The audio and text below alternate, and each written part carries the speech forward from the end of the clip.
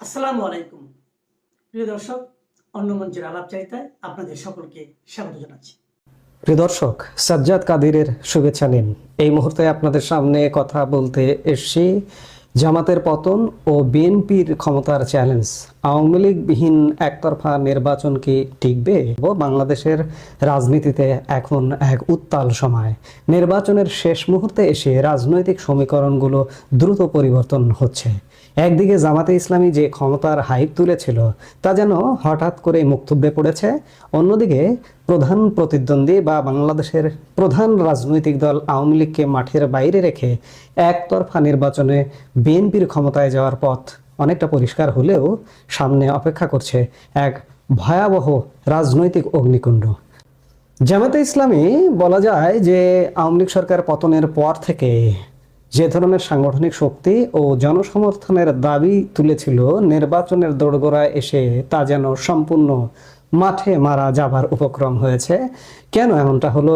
এর পেছনে রয়েছে সাম্প্রতিক সময়ের কিছু বিতর্কিত ঘটনা। সম্প্রতি আল জাজিরায় দেওয়া এক সাক্ষাৎকারে আমিরে জামাতের নারী নেতৃত্ব নিয়ে মন্তব্য নারী সমাজের মধ্যে নতুন করে বিতর্কের সৃষ্টি করেছে। আল জাজিরার সাক্ষাৎকারে তিনি বলেছেন, জামাত প্রধান কোনো নারী হতে পারবেন না। এবং জামাত এই মুহূর্তে যে বাংলাদেশে ত্রয়োদশ জাতীয় সংসদ নির্বাচন হচ্ছে তার 300 আসনের একটি আসনেও নারী প্রার্থী দেয়নি জামাত।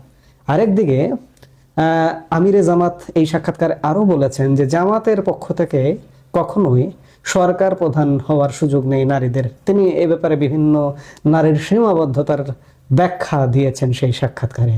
প্রগতিশীল সমাজে এই ধরনের অবস্থান তাদের ভোট ব্যাংকে বড় ধরনের নেতিবাচক প্রভাব ফেলতে যাচ্ছে বলেই মনে করা হচ্ছে। এর পরের ঘটনাটি জামাতকে বেশ বেকায়দায় ফেলেছে, সেটি হচ্ছে জামাত আমিরের টুইট অ্যাকাউন্ট বা এক্স, বর্তমানের যেটি এক্স, সেখান থেকে কর্মজীবী নারীদের নিয়ে অত্যন্ত আপত্তিকর ও কুরুচিপূর্ণ মন্তব্য করা হয়েছিল, যার ফলশ্রুতিতে কর্মজীবী নারীদের অসম্মান করার এই মানসিকতা সাধারণ জনগণের মধ্যে সৃষ্টি করেছে।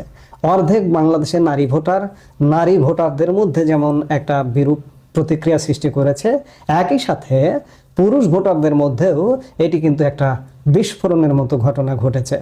সাম্প্রতিক সময়ে জামাত আমির স্বাধীনতার ঘোষক নিয়েও নতুন বিতর্ক তৈরি করেছেন। তিনি অলি আহমেদকে চট্টগ্রামের এক অনুষ্ঠানে নতুন স্বাধীনতার ঘোষক বানাবার চেষ্টা করেছেন। এর প্রধানতম কারণ হচ্ছে অলি আহমেদ বর্তমানে জামাত জোটে, এলডিপি যে দলটি অলি আহমেদের, সেটি জামাত জোটে। এই জামাত জোটে থাকবার কারণে অলি আহমেদকে নতুন বীরের ভূমিকায় আবির্ভাব ঘটাতে চাইছেন। এগুলো সাধারণ মানুষ, মুক্তিযুদ্ধের পক্ষের শক্তি, বিদগ্ধ জনরা মোটেই ভালোভাবে দেখছে না। শুধু মতাদর্শগত পার্থক্যই নয়, জামাতের আচরণগত ঔদ্ধত্য, তাদের এই যে আসন্ন ক্ষমতার হাইপ তোলা থেকে সেখান থেকে ধপাস করে পড়ে যাওয়ার যে ঘটনাটা ঘটতে যাচ্ছে, সেটি তাদের ঔদ্ধত্য আচরণ দৃশ্যমান ইতিমধ্যেই। আপনারা খেয়াল করেছেন যে এই যে ছাত্র সংসদগুলো যে দখল করেছে জামাতের ছাত্র সংগঠন শিবির, এই দখল করা বিশ্ববিদ্যালয়গুলো, আপনি যদি ঢাকা বিশ্ববিদ্যালয়ের কথা বলেন, আপনি রাজশাহী বিশ্ববিদ্যালয়ের কথা বলেন, চট্টগ্রাম বিশ্ববিদ্যালয়ের কথা বলেন, এই বিশ্ববিদ্যালয়গুলোতে প্রকাশ্যে ক্যামেরার সামনে শিক্ষক লাঞ্ছনার ঘটনাগুলো জনমনে ব্যাপক প্রভাব ফেলেছে। এবং এই যে ক্যামেরার সামনে লাঞ্ছনা হচ্ছে, ক্যামেরার বাইরে আউট অফ ফোকাস আরো নানা ঘটনা মানুষের মনে, মানুষের কানে আসছে। বহু শিক্ষক, বিশ্ববিদ্যালয়ের শিক্ষক আজ বিশ্ববিদ্যালয়ে যেতে পারছে না এদের অত্যাচারে। বহু শিক্ষার্থী আজকে বিশ্ববিদ্যালয়ে যেতে পারছে না এদের অত্যাচারে। এগুলো বাইরে জানাজানি হচ্ছে, জনমনে দারুণ ক্ষোভের সৃষ্টি করছে। এর মধ্যে গতকাল জামাতের একজন প্রার্থীর ক্যান্টনমেন্ট এলাকায় অস্ত্রসহ গানম্যান নিয়ে প্রবেশের চেষ্টা ও সেখানে দায়িত্বরতদের সঙ্গে ঔদ্ধত্যপূর্ণ আচরণ ছিল একটি চরম হঠকারিতা। রাষ্ট্রের স্পর্শকাতর জায়গায় এ ধরনের আচরণ প্রমাণ করে যে তারা আইনের শাসনের প্রতি কতটা শ্রদ্ধাশীল। এরই মধ্যে জামাতের নারী উইং, মহিলা জামাতের একটা বড় সড়ো শোডাউন করবার কথা ছিল রাজধানীর সোহরাওয়ার্দী উদ্যানে, কিন্তু অনিবার্য কারণে নিজ দলের নারীদের যে সমাবেশটা হওয়ার কথা ছিল সেটি আর অনুষ্ঠিত হয়নি। বিশ্লেষকরা বলছেন, কেউ কেউ বলছেন যে আদর্শিক এবং সাংগঠনিক দ্বন্দ্ব নারীদের মধ্যে হয়তো শুরু হয়ে গেছে। এই যে জাল জাজিরার সাক্ষাৎকার এবং নারীর প্রতি এক্স হ্যান্ডেলে সামাজিক যোগাযোগ মাধ্যমে বিদ্বেষপূর্ণ মনোভাব জামাত আমির পোষণের কারণে নারীদের মধ্যেও একটা দ্বিধা কাজ করছে, যার কারণে নারীদের নিয়ে ব্যাপক কর্মসূচি তারা করতে পারলো না। অন্যদিকে এই যে যখন টালমাটাল অবস্থা, একদিকে অধ্যত্ত আচরণ, আরেকদিকে নারী, আর একদিকে স্বাধীনতার ঘোষক নিয়ে বিতর্ক তৈরি, এরই মধ্যে জামাতের ইস্তেহার ঘোষণার কথা ছিল, কিন্তু জামাত আজও পর্যন্ত নির্বাচনের 1 সপ্তাহের একটু বেশি বাকি থাকতে গেলেও জামাত এখন পর্যন্ত ইস্তেহার ঘোষণা করেনি। তবে যেটি জানা যাচ্ছে যে আগামী 2-1 দিনের মধ্যে জামাত ইস্তেহার ঘোষণা করবে। এবার আসি মূল ক্ষমতার অঙ্কে। দেশের অন্যতম বৃহত্তম রাজনৈতিক দল আওয়ামী লীগকে নির্বাচনের বাইরে রেখে বিএনপি যে ক্ষমতার স্বপ্ন দেখছে, তাকে বিশ্লেষকরা বলছেন টেম্পোরারি বা অস্থায়ী ক্ষমতা। আওয়ামী লীগের মতো বিশাল জনসমর্থন পুষ্ট দলকে বাইরে রেখে যে নির্বাচন হতে যাচ্ছে, তার নৈতিক ভিত্তি নিয়ে প্রশ্ন থাকবে আন্তর্জাতিক মহলে এবং সাধারণ মানুষের মধ্যে।